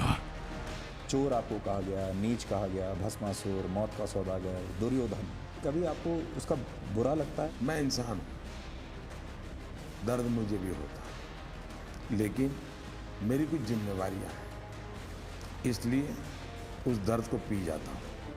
He questions those in protests. हम आपसे बात करना चाहते हैं, आपसे मिलने आए हैं। कानून की कॉपी लेकर आया हूँ ताकि मैं इनको पढ़ के बता सकूँ कि इस कानून में क्या लिखा हुआ है। कैसे ये लोग हमारे खिलाफ एक ह्यूमन चेन बना के खड़े हो गए हैं, ऐसा लग रहा है जैसे हम कोई बाहर के लोग हैं।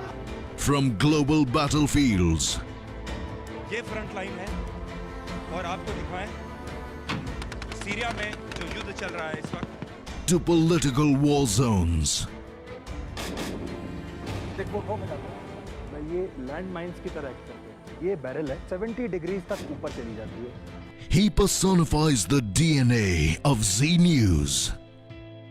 The genuine efforts made by Z News, particularly editor-in-chief of Z News and staff, needs appreciation as they have tried their level best to bring the actual truth on surface.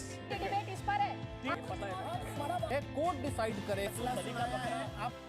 He believes in the business of profit. Stocks focus में बनते हैं और शहरों में और ज्यादा डरना चाहते हैं। He believes the world is one. Today, the world's most populous beacon farmed in the Neophis national carrier. This virus, remember, He rules India's prime time.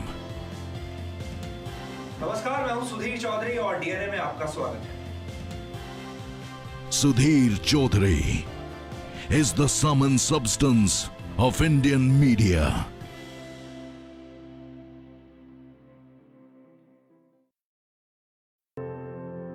ये मेरा देश है, ये मेरे लोग हैं, ये हमारी लड़ाई है, ये हमारी जिम्मेदारी है। इसे ऐसे कैसे छोड़ दूं?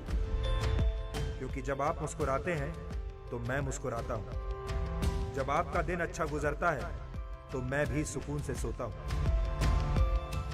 नमस्कार, मैं हूं सुधीर चौधरी और डीएनए में आपका स्वागत है। ये मेरा देश है, ये मेरे लोग हैं। A revolutionary newsman. A no-holds-barred journalist. ये फ्रंट लाइन है और आपको दिखाएं